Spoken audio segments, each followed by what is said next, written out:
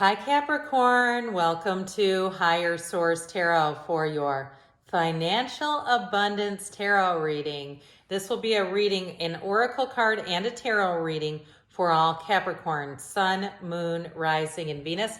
We're going to start off with the Moonology Manifestation Oracle. I'm going to lay these out. They've already been shuffled, so you don't have to sit through that. All right, in the past, you have Full Moon in Virgo. What a beautiful card. The present, that's one of my favorites. You have Full Moon in Scorpio. In the future, you have last quarter moon in Gemini. And don't worry, I'll explain what this means if you're like, how is this supposed to help me? Last quarter moon in Virgo is in the advice. All right, and then we'll hear from the Fortune Oracle. In the past, you have Thorns. Present, Plain.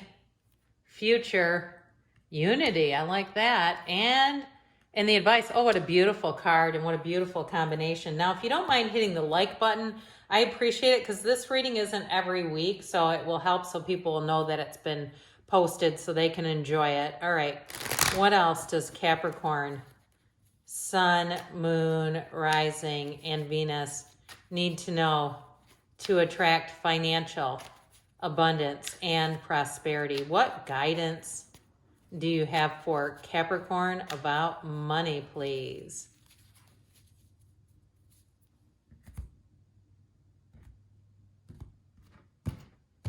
Alrighty, you have in the past Temperance. I almost said Sagittarius. Page of Swords and the Nine of Wands. In the present, you have Death, which we know is a new beginning, the Chariot, and the Queen of Swords. In the future, you have the Two of Cups, the Ace of Cups, and the Wheel of Fortune. Now, in the advice, you have the Queen of Cups, the Lovers. Okay, look, I can't deny this, and the Nine of Cups. You got a beautiful, positive reading. Some people are not going to like this, but I have to tell you, for somebody, you're bringing in a relationship, and it is going to change your financial picture. And I'm not talking about a sugar daddy or a sugar mama. I'm talking about two people who are really in love. It may cause a move for some of you, or they may move, but it also, too, there's something about your income together. I mean, you can't deny this, and even if you don't read the cards, there's a lot of watery energy, but something with the Lovers and the Wheel of Fortune where they are. Now, for others of you, if you say that doesn't resonate, that's okay. We'll read it without that, but I just have to acknowledge it. You have a lot of major arcana here. It appears we have 5. We have Gemini, we have Aquarius, Scorpio, Leo, Taurus, Cancer, and I mentioned Sagittarius. So in the past, here's where I explain this. You have take inspired action, and weathering the challenges ahead will bring in a new and positive future. So I feel like somebody here, you may have been having exhaustive, endless searches about something in the past, whether it was a move or a job, where it finally became, I feel like, an impasse. There was something impassable. And so what it did was it allowed you to course correct.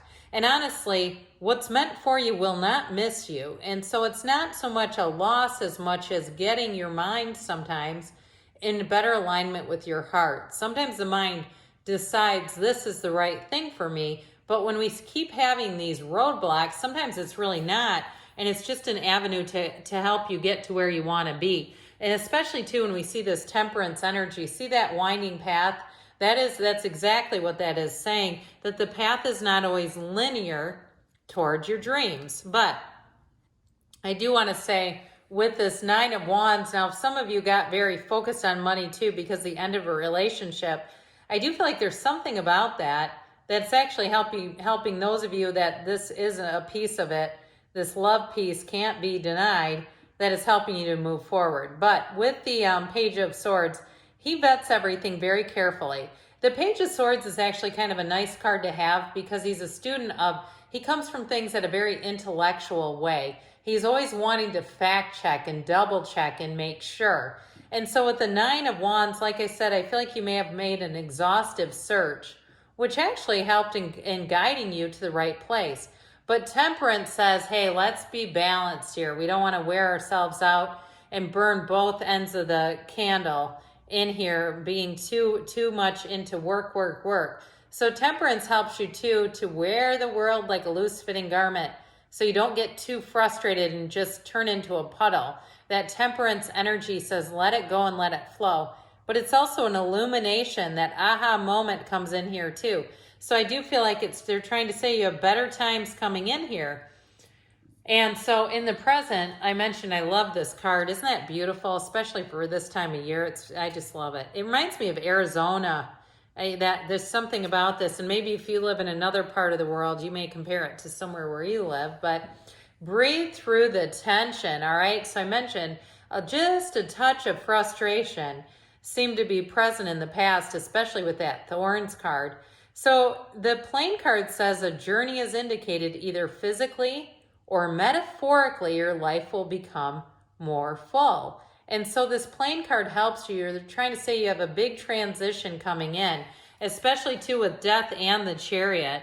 I mean, the Chariot is goals. And so these three together are fabulous for attainment. So the energy of Death is, like I said, it's let go to receive. It's a rebirth. And so the Death is like the first day of the rest of your life. Whatever happened needed to happen to course correct and put you on the right path. So if you had to let go of a situation that was costing you too much money, or would have, like you uncovered this is not going to be good. I even get for somebody, if you had a challenge maybe a year and a half ago, you have some money invested, maybe a 401k or something, or an IRA, and whoever was advising and managing that was letting money just be hemorrhaged out of that account. I do feel like you got on the right path. So especially if you have some kind of a new person who seems like they just love finance. I know it's not me. So, we don't use the tarot anyway necessarily to make all of our financial choices. But I do feel like with that Death card, there's an ending for a much more prosperous beginning. And so the Chariot comes in and say, we're moving forward. Now the Chariot also too, you do have cards of travel here. The Chariot also puts together that ability to travel far and wide. So if you are doing something, even if it's something radical, like you were greatly downsized and can work remotely and are doing kind of a broad kind of thing, a travel abroad, almost like a nomad, I get this energy of somebody who's really making a big change. That Chariot energy is like the graduation day when you throw your cap up into the air. The Chariot drives things forward. It brings success. And the Chariot too is also, like I said, it's law of attraction energy. Those two sphinxes, he commands them with his mind. It is a card of protection. So choices that you make, you'll find, even if they seem a bit risky, I still feel like they're calculated risks. They're not something where you just don't even have any idea of what you're doing. I feel like there's been a lot of research into any changes. So the Queen of Swords allows you an energy of great communication. So if you've been waiting to hear about something, that Queen of Swords comes in to tell you exactly what the plan is, how to execute it, exactly what you're going to be paid, or exactly what the payment will be. So the Queen of Swords is also an indication that you may have learned a lesson in the past. So if you did have a difficult or challenging financial experience, this Queen of Swords puts you on the right track.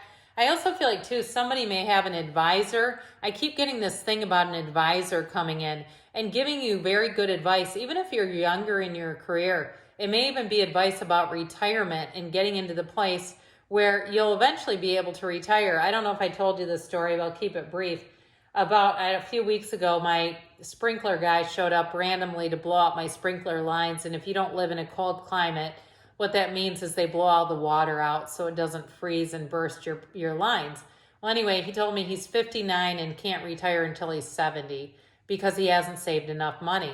And so it could even be somebody like that. Now, truthfully, he charged me $100 for 20 minutes worth of work. So not quite sure where all that money's going. I'd say that's a decent wage. But either way, it may be somebody like that who's had some experience and will give you guidance. And you'll feel like by the time you get to that point, when you're 59, you'll be saying, I'm so glad that conversation happened. It changed how I dealt with money.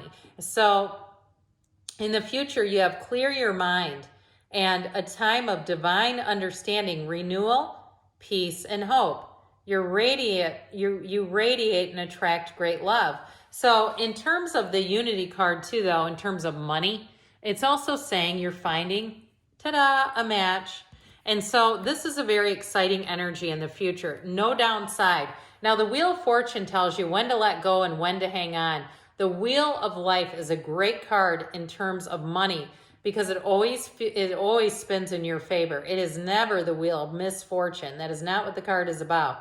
And it's very high vibrational. It's a very layered, rich card. And so you're going to find in this time, this is a time of advancement and gain when you have the wheel. But it's also unexpected encounters and events. So you may have something unexpectedly, even an unexpected offer if you do own a house to buy it, or somebody wants to buy your car, something like that. In terms of travel, this is fantastic. This is setting goals and attaining them. Your bucket is flowing. Your bucket is filled. And so with that Ace of Cups, if you do change jobs, you have the Ace and the 2 right next to each other. We have 78 cards here. So to get those to align is damn near impossible, but they came out together saying that this is going to be the time of your life in terms of finding matches, feeling very good about money and career. Now, I mentioned before, for some, it is a romance. It is a love story that's going to affect you very positively for money. So you have here in the advice, attend to the details, so don't get too excited and forget to be detail-oriented. And you have the Star. Hard times are over. Look forward to an abundance of happiness, enthusiasm, and positivity. So with your advice, I feel like, again, this is all about overcoming, but it's also, too, with that 9 of Cups, wish fulfillment. They're trying to tell you your dreams are just a step away. Go for it. And so with the Lovers, pay attention, and the Queen of Cups, pay attention to your intuition. Again, this is the advice. Pay attention to your dreams. You're going to be more psychic than usual, and it's not a trick, okay? So sometimes the mind tries to talk us out of it. They're trying to say you've got the rational energy of the Queen of Swords, but with this is definitely about intuition. So good things are on the way for you, Capricorn. I love you, and I'll be back again soon.